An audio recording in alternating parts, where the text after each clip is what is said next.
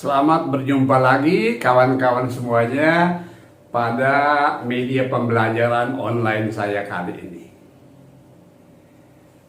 Hari ini saya ingin share berbagai pengetahuan bersama kawan-kawan semuanya mengenai satu topik yang mungkin penting bagi kita dalam pembelajaran ilmu manajemen, termasuk pembelajaran dalam penulisan naskah-naskah artikel jurnal dalam ilmu manajemen.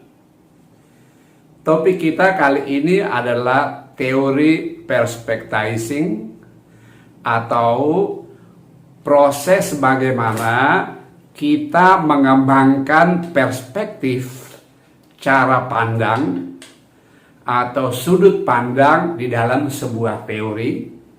Khususnya hari ini saya ingin membahas mengenai teori perspectizing dalam SDL atau Service Dominant Logic. Beberapa kawan-kawan saya rasa beberapa waktu yang lalu mungkin sudah belajar bersama saya mengenai hermeneutika ilmu, hermeneutika teori, terutama hermeneutika teori dalam ilmu manajemen.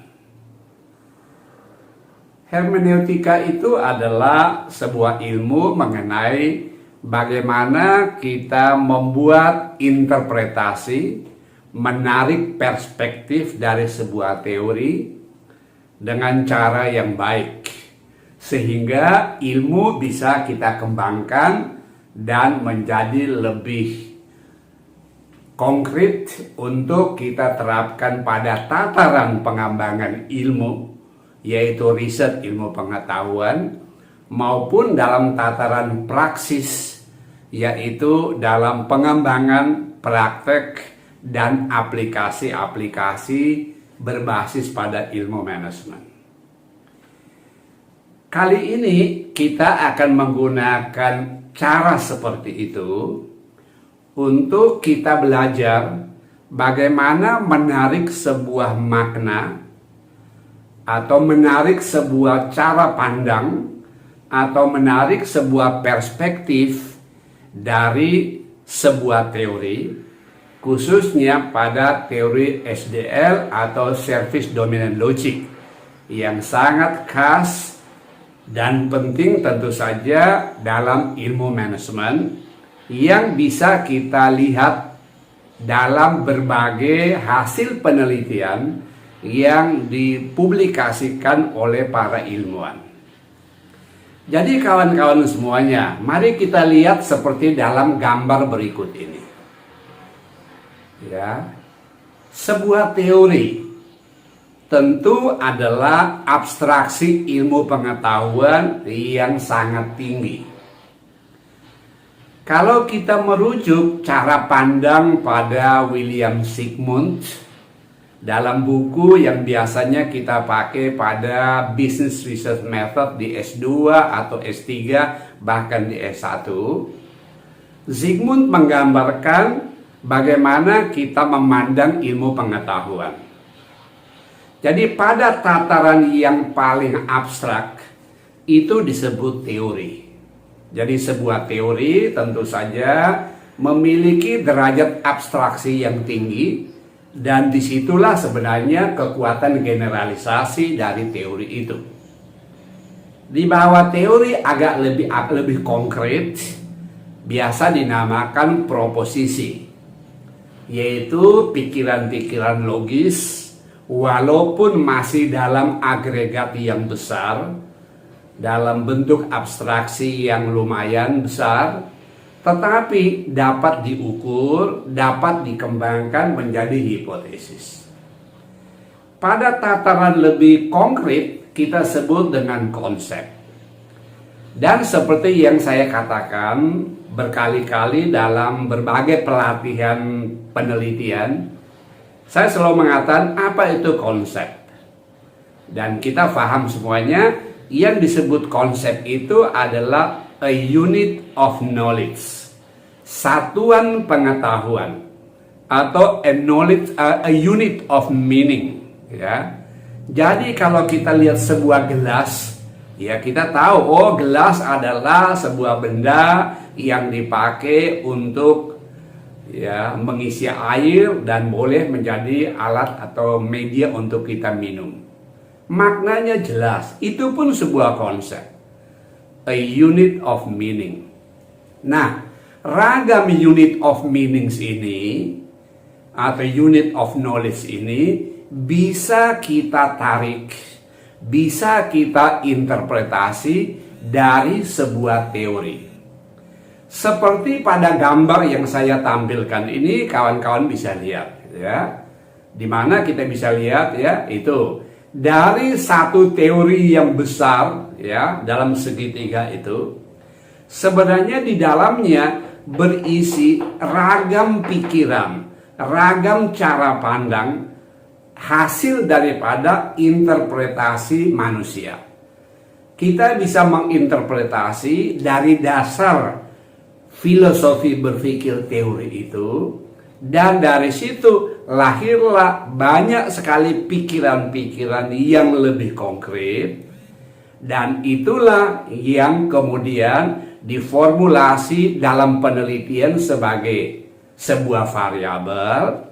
Dalam ilmu pengetahuan diformulasi sebagai sebuah konsep. Jadi sebuah konsep sebagai unit of meaning atau unit of knowledge, itulah yang kemudian kita kembangkan menjadi variabel-variabel. Dan kawan-kawan bisa melihat contoh yang paling simpel yang kita belajar dari dulu adalah teori motivasinya Maslow. Ada 5 tingkatan, itu sudah menjadi salah satu konkretisasi dari teori itu. Tetapi ada yang membuat lagi interpretasi yang berbeda. Seperti kawan-kawan bisa membaca dari pikiran-pikiran McClelland.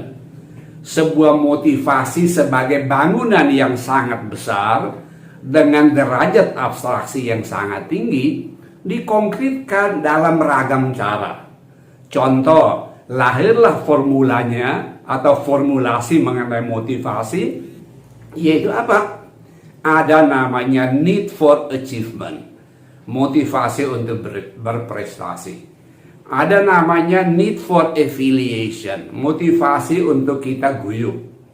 Ada need for power, sejenis motivasi untuk membentuk daya, ya, yang nanti menjadi bagian dari karisma seseorang dan lain sebagainya. Jadi sebenarnya sebuah teori karena derajat abstraksinya sangat tinggi, maka ia membuka ruang interpretasi, yaitu ruang konkretisasi yang sangat-sangat luas. Nah, hari ini saya akan share mengenai bagaimana kita membuat perspectizing atau menggambarkan perspektif dari sebuah teori yang disebut dengan service domain logic. Pada garis besarnya seperti sudah sering saya paparkan dalam seminar-seminar teori manajemen di Prof. AGF Forum, ya, yaitu sebuah forum knowledge sharing untuk berbagai pengetahuan mengenai ilmu dan research management. Kita belajar hakikat dari service dominant logic. Di mana service dominant logic, kawan-kawan semuanya, selalu digambarkan dalam sebuah filosofi berpikir yang dirangkai melalui beberapa aksioma dan premis-premis dasar dari teori itu. Kita pernah lihat pengembangannya dari 8 premis dasar, kemudian pada akhirnya menjadi 11 premis dasar, yang salah satu sudut pandang pentingnya adalah konsep yang disebut dengan nama VCC atau Value Co-Creation. Nah, kawan-kawan semuanya, hakikat dari teori SDL adalah, salah satunya tadi adalah value co-creation. Apa yang dibuat oleh perusahaan, apa yang dibuat oleh organisasi, dan apa yang dicari oleh khalayak masyarakat atau yang dicari oleh khalayak perusahaan adalah apa? Value. Yaitu value apa yang ditawarkan oleh perusahaan atau organisasi. Sering kita lihat contoh ya, mengapa orang membeli sebuah laptop? Bukan laptop fisik itu yang menjadi daya tarik utama bagi seseorang mengapa ia membeli laptop. Lebih daripada itu, yang sangat penting menurut teori ini adalah value yang ada pada produk atau layanan yang sedang kita akan putuskan membeli atau menggunakannya. Jadi teori mengenai value, nilai, ya, sesuatu yang dimunculkan, diaksentuasikan oleh perusahaan, dan itulah yang dicari oleh konsumen kah, oleh karyawan kah, dan lain sebagainya. Jadi kawan-kawan semuanya, konsep value ini menjadi salah satu kunci mengapa manajemen berjalan dengan baik. Mengapa pemasaran berputar dengan baik? Karena selalu ada value yang ditawarkan, sebuah nilai, mungkin sebuah daya tarik manfaatkah, atau apapun yang dicari oleh konsumen. Dalam buku Kotler yang paling lama saya rasa waktu kita belajar manajemen pemasaran sekitar tahun 50 tahun yang lalu, ya, zaman saya S1 ya, tahun 70-an. Kita mungkin ingat ya, Bapak Ibu dosen kita menjelaskan dari buku Philip Kotler ya, apa yang dicari orang pada saat dia ingin membeli sebuah parfum, sebotol parfum, atau satu buah bedak ya, satu dos bedak. Dan kita ingat yang dijelaskan adalah apa? Bukan bubuk-bubuk pewangi itu yang dicari, bukan.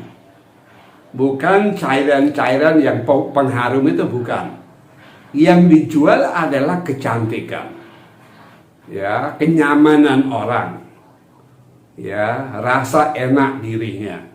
Jadi orang membeli itu, orang membeli bedak, orang membeli minyak wangi karena ada sebuah value yang bisa dirasakan, sebuah value yang akan dinikmati kalau produk itu dikonsumsinya. Nah, yang lebih menarik dalam teori SDL ini adalah bukan value-nya, tetapi bagaimana penciptaan value itu yang digambarkan dengan konsep value co-creation. Bagaimana nilai itu diciptakan bersama. Bersama siapa? Ya tentu bersama stakeholders-nya. Mungkin bersama konsumennya. Kalau kita di perusahaan ngomong di bidang MSDM, jadi manajer bersama anak buahnya, pegawai dan pimpinan sama-sama terlibat dalam sebuah proses penciptaan nilai. Ya, maka disebut dengan value co-creation. Nah, tentu kalau kita hanya mendengar kata value co-creation, kita bertanya-tanya, bagaimana ini bisa kita interpretasikan? Ya. Nah, itulah kegunaan dari ilmu interpretasi. Atau dalam bahasa teori dapat kita sebut teori perspectizing. Bagaimana kita mencari perspektif dari sebuah teori. Nah, kali ini saya ingin menjelaskan bagaimana menggambarkan perspektif itu melalui beberapa contoh yang saya gali dari berbagai macam karya penelitian para ilmuwan yang tersebar dalam berbagai macam artikel jurnal ilmiah di bidang manajemen. Apakah itu di bidang manajemen SDM, di bidang manajemen pariwisata kah, di bidang manajemen pemasaran kah, di bidang manajemen keuangan kah, di bidang manajemen operasional kah, ya nampaknya ada pada setiap bidang fungsional dan bidang penerapan teori kita bisa menemukan bukti para ilmuwan membuat interpretasi yang sesungguhnya kita pun dapat melakukan interpretasi itu kalau kita belajar bagaimana proses interpretasi bisa kita buat. Kawan-kawan bisa lihat sini, saya menggambarkan perspektif dalam beberapa contoh, karena ada ratusan perspektif yang bisa diambil, dan kali ini saya ngambil beberapa contoh. Contoh perspektif yang pertama adalah value co-creation. Itu dilihat dari sudut pandang apa? Sudut pandang interaction. Sebenarnya mudah difahami. Jadi kalau kita mengatakan ya salah satu esensi SDL adalah value co-creation, bukan value creation saja, tapi value co-creation. Berarti di dalamnya mesti ada interaksi orang-orang yang akan co-creation itu. Akan melakukan penciptaan bersama sebuah nilai. Nah, tentu kita bisa membuat penjelasan atau interpretasi kita, yaitu interaksi seperti apa yang harus muncul, harus secara sadar dikembangkan, agar penciptaan bersama sebuah nilai itu dapat bermakna dengan baik, dapat berhasil dengan baik. Nah, kalau itu tujuan kita, lalu kita bisa menggambarkan ragam pendekatan, ragam cara, ragam model bagaimana interaksi itu terjadi. Dan itu bisa terjadi dalam apa? Dalam bidang marketing, dalam bidang SDM, ya, di tataran aplikasi dalam bidang pariwisata, ya, mungkin lagi di bidang operasional, ya, dan banyak sekali bisa kita lihat. Tapi kuncinya adalah interaksi yang baik, interaksi yang membangun, yang arah akhirnya adalah sebuah penciptaan bersama dari sebuah nilai. Itu cara pandang yang pertama. Cara pandang yang lain adalah collaboration. Jadi orang melihat interaksi tidak sekedar interaksi, tetapi lebih daripada itu adalah collaboration. Jadi perspektif SDL bisa dibangun, bisa ditarik, bisa dikembangkan dengan mengembangkan proses kolaborasi.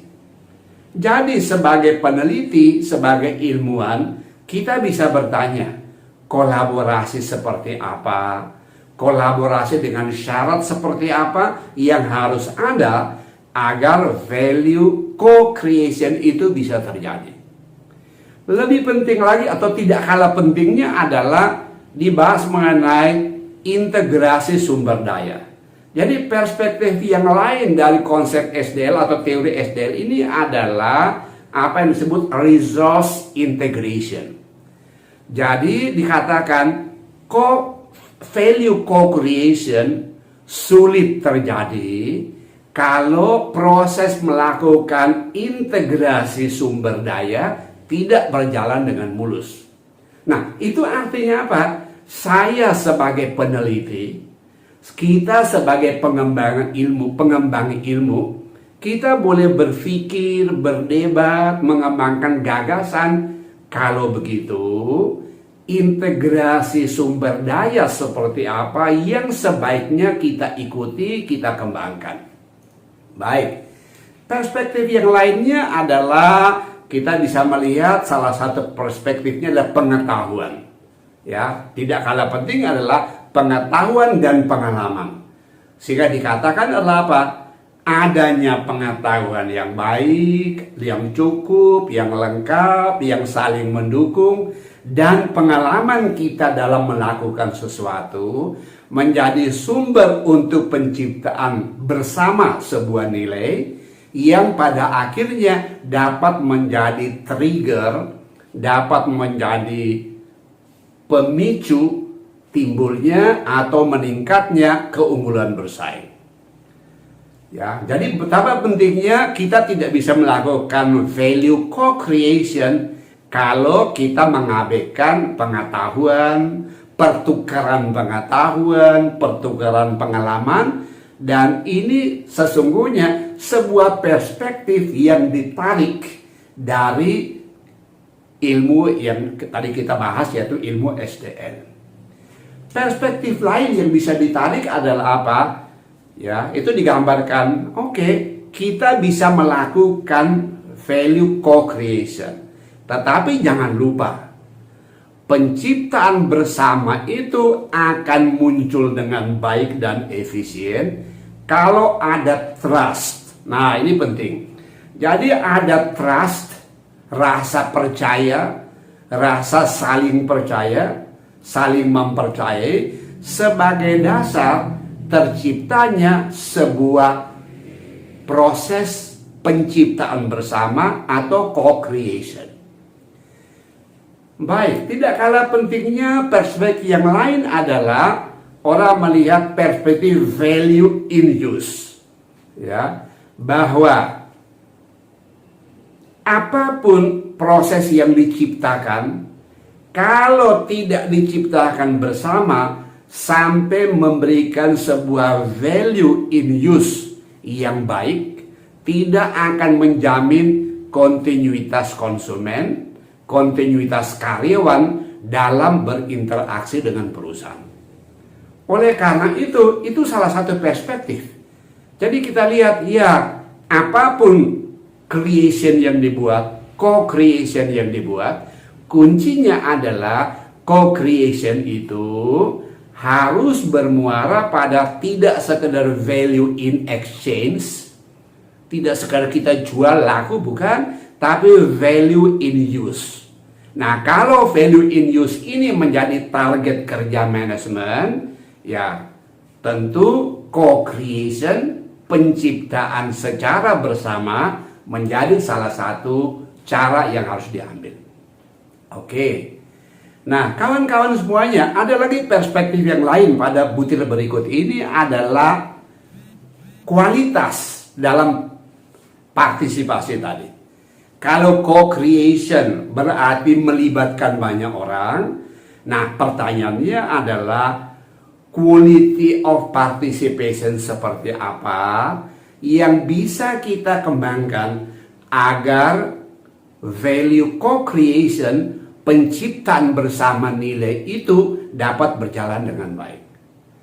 Ya, tidak kalah penting adalah perspektif yang lain adalah yang namanya value co-creation itu adalah sebuah proses yang consumer centric atau customer centric strategi. Jadi itu artinya kalau saya mau mengembangkan sebuah value berbasis pada teori SDL dengan penghampiran teoretikal yang khas, yaitu penciptaan bersama atau co-creation, maka kuncinya ada pada apa?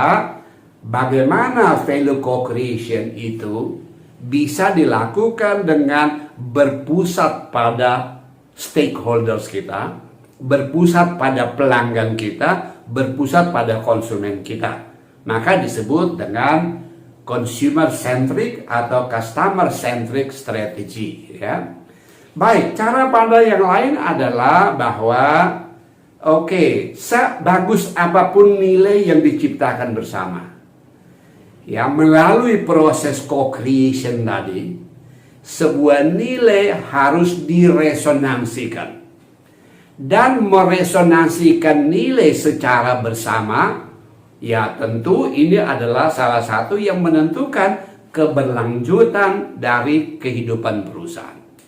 Baik, tidak kalah penting adalah ada cara lain yang dilakukan para ahli dalam mengembangkan perspektif teori ini adalah dengan mengembangkan apa yang disebut inspiring value. Contohnya misalnya developmental value atau developmental value interaction atau inspiring interaction for value creation dan sebagainya. Jadi kawan-kawan semuanya, masih panjang lagi kalau kita ingin membuat perspektif ini, dan kita bisa menulis artikel kita yang unik, yang khas, yang original. Berdasarkan apa? Berdasarkan interpretasi teori yang kita lakukan. Itulah sebabnya saya berpandangan begini. Apa yang harus diajarkan oleh dosen atau dilatih oleh dosen di program-program magister dan program doktor? Salah satu yang harus kita fokus adalah apa? Melatih peserta belajar kita untuk mampu mengembangkan perspektif, mampu melakukan perspectizing. Mengapa ini penting? Karena kita tidak bisa menghafal semua teori dan tidak ada gunanya. Yang lebih penting dari itu adalah apa? Kita harus mampu menginterpretasikan apapun teori yang kita pelajari, sehingga dari situ kita dapat menulis sesuatu secara orisinal. Oleh karena itu kawan-kawan semuanya, mari kita melihat beberapa contoh bagaimana interpretasi dilakukan oleh para ilmuwan. Nah, contoh-contoh yang saya sampaikan ini adalah salah satu contoh atau 2-3 contoh yang kami gunakan dalam sebuah lokakarya pada tanggal 6 Februari 2021 mengenai teori perspectizing dalam SDL. Ya, mari kita lihat contoh-contohnya, 1-2 contoh, dan mudah-mudahan dari contoh yang ada kita bisa melihat, kita bisa membangun keterampilan kita untuk membangun pikiran-pikiran orisinal kita, atau lebih tepatnya untuk terampil membuat interpretasi, terampil menarik perspektif. Perspektif dari apa? Perspektif dari sebuah teori untuk memberikan kekasan pada pikiran yang akan kita tulis di dalam artikel kita. Baik, saya rasa begitu. Mari kita lihat 1-2 contoh ini ya. Baik, semoga ini berguna. Dan baik, jangan lupa ya kawan-kawan semuanya, bila ini berguna silakan like YouTube ini, dan jangan lupa yang belum subscribe silakan subscribe YouTube ini sehingga bisa selalu mendapat updating dari saya, dari hasil belajar yang saya juga lakukan secara continuous. Baik, mari kita belajar dari contoh. Semoga berguna. Oke, baik kawan-kawan semuanya, beberapa contoh akan saya berikan berikut ini. Nah, silakan nikmati contoh ini. Baik, selamat belajar, selamat bekerja, dan lebih-lebih selamat berkreasi dengan pikirannya. Sukses semuanya.